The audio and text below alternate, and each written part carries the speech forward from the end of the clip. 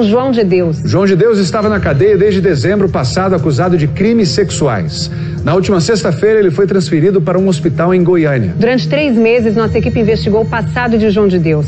Vasculhou os arquivos da Justiça e da Polícia, tirou da gaveta inquéritos e processos que estavam há muito tempo esquecidos. O resultado dessa busca você vai ver agora na reportagem especial de Maurício Ferraz, James Alberti e Júnior Alves. Globo, por exemplo, já foi alvo de dezenas de autos de infração aplicados pelo Ministério da Fazenda e outras infrações que passam por análise neste momento. Em 1996, em parceria com o banqueiro Arthur Falck, a Globo criou o Papa Tudo, uma espécie de bingo virtual. Os bilhetes eram vendidos nos correios e casas lotéricas. Prometiam prêmios milionários ou dinheiro de volta no fim do ano. Globo e você, tudo a ver. A garota propaganda era a embaixadora do Unicef no Brasil, o Fundo Mundial para a Infância e Adolescência, e rainha dos baixinhos, Xuxa. Você pode ganhar prêmios milionários para ter um Natal diferente e também ajudar a fazer muita gente feliz. Os cofres da emissora carioca ficaram abarrotados com o dinheiro dessa loteria. Mas depois de algum tempo, os prêmios milionários deixaram de ser pagos. Arthur Falck chegou a ser preso. Até hoje o processo está parado e a Globo, misteriosamente, nunca foi processada como parte do esquema do telebingo Papa Tudo. Papai Noel, o seu Natal milionário.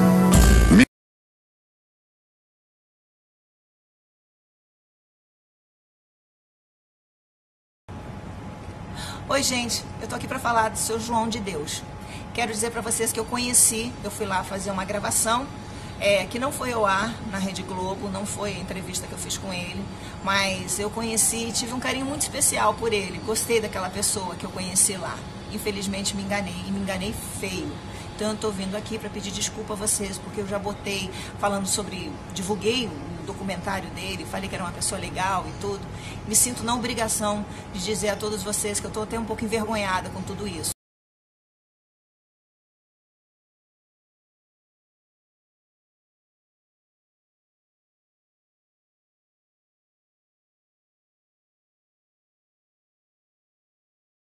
Até pouco tempo tinha o monopólio da comunicação no país.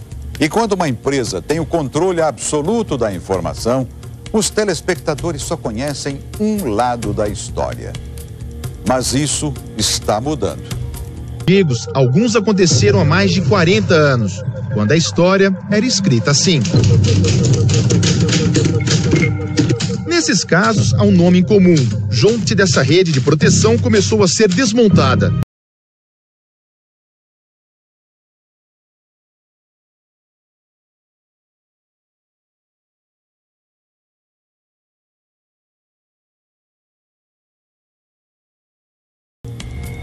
A história da Rede Globo é recheada de casos nebulosos.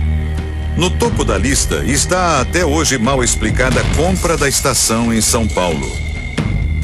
Essa história começa na década de 50. Na época, Oswaldo Ortiz Monteiro era o principal acionista da TV Paulista e decidiu vender a emissora. O empresário Vitor Costa Petralha foi o comprador.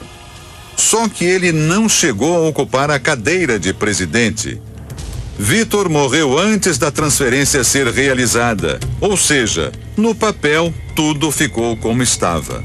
A família de Oswaldo Ortiz Monteiro permanecia como proprietária da TV Paulista. Isso no papel, porque na prática não foi o que aconteceu. A emissora ganhou um outro dono. Foi o filho de Vitor Costa quem assumiu o comando da TV Paulista. E foi ele que, em 1964, vendeu a TV Paulista para Roberto Marinho. O chefão da Globo comprou a emissora de um homem que não era dono dela. Este jornalista confirma toda a história. Carlos Newton conta que a investigação da compra da TV Paulista começou no final dos anos 90, depois da morte de Oswaldo Ortiz Monteiro, o dono de fato, que não chegou a formalizar a venda para a família Costa. Seus herdeiros começaram a manusear os documentos e descobriram que não havia nenhum documento sobre a venda da TV Paulista para Roberto Marinho. Eles então procuraram a TV Globo e pediram que a TV Globo exibisse os documentos. A TV Globo não os atendeu. Eles então vieram ao Rio de Janeiro e entraram com um processo, uma ação de exibição de documentos que comprovariam a compra da TV Paulista por Roberto Marinho. Os contratos entregues pela Rede Globo foram levados para perícia. O resultado: todos os documentos eram falsos. A família Marinho apresentou termos de transferência dos donos da TV Paulista. Um festival de erros grosseiros. Repare, os papéis foram assinados em fevereiro de 77. Nesta data, a TV Paulista já não existia mais. Chamava-se TV Globo. E o curioso: 2 nomes que aparecem nos termos já haviam morrido no ano da assinatura, como mostram as certidões de óbito. Se estavam mortos, como é que assinaram? Para justificar a transferência, os contratos foram assinados por Luiz Eduardo Borghetti. Borghetti era funcionário da Rede Globo e, pelo documento, ele teria recebido dos proprietários da TV Paulista o comando das ações. Tudo isso realizado por meio de procurações fraudulentas. Vamos às provas. Primeira fraude: o uso do SIC, que hoje chamamos de CPF. Os documentos foram assinados entre os anos de 53 e 64. Mas esse sistema só foi criado pelo governo em 1969, 5 anos depois. Segunda fraude: os 3 documentos, com datas diferentes, foram datilografados com a mesma máquina de escrever. Só que a máquina usada nesse documento de 1953 só seria criada no começo dos anos 70, 20 anos depois. Terceira fraude: os documentos que transferem todos os poderes a Luiz Eduardo Borghetti, funcionário da Rede Globo, não teriam sido assinados pelo dono da TV Paulista.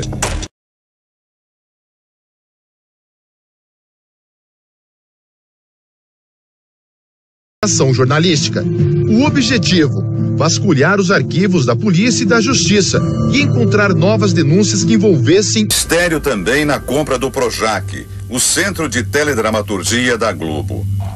Para a construção do seu complexo, a empresa pediu emprestado 40 milhões de dólares dos cofres públicos, um ato ilegal.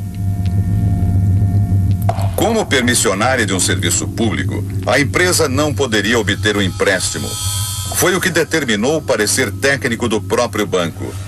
Mesmo assim, o dinheiro saiu dos cofres da Caixa para os cofres da Globo. Foi uma grande maracutaia, não apenas em relação ao financiamento para a construção do Projac, como também a ocupação da área. Quando vemos aí hoje choque de ordem aqui, choque de ordem ali, tirando o pobre onde o pobre está, lá a ocupação para mim foi irregular.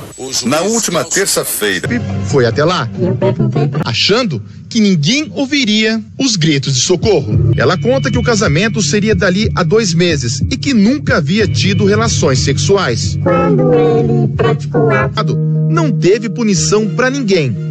João de Deus foi absolvido. Vasculhando os arquivos da justiça e rodando mais de 3.000 quilômetros pelo estado de Goiás, o Fantástico também encontrou relatos de um suposto envolvimento do não foram investigadas. Seus negócios até Belém, Manaus e Campo Grande. O dono da Globo não media esforços para dominar o território nacional. Mas Euclides, um técnico, era contra conchavos. Em outras palavras, não se dava favorecimento a políticos ou favorecimento político. Não. Euclides Quant não se rendeu às artimanhas de Roberto Marinho. Não, logicamente, que ele não deve ter ficado satisfeito comigo. Teve tanta gente que não ficou. Na transição para o governo seguinte de João Batista Figueiredo, Euclides Quant foi afastado. A Globo sair impune. Nada era investigado de forma rigorosa.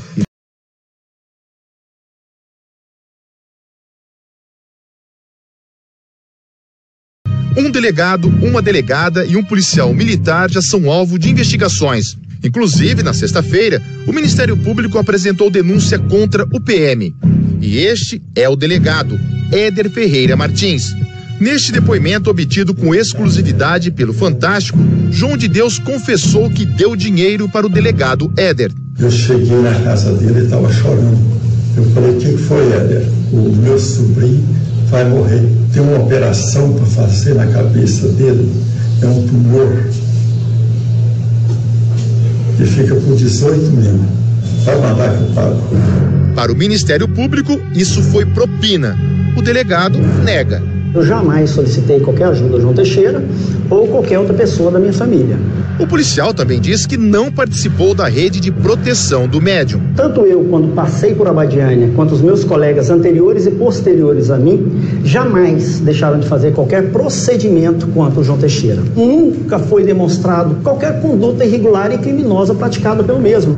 Também ouvimos o porta-voz do Tribunal de Justiça de Goiás sobre os processos que não deram em nada. É fundamental que uma investigação seja quase perfeita, para que, quando chegue no Poder Judiciário, seja possível colher elementos que propiciem ao magistrado fazer um julgamento justo.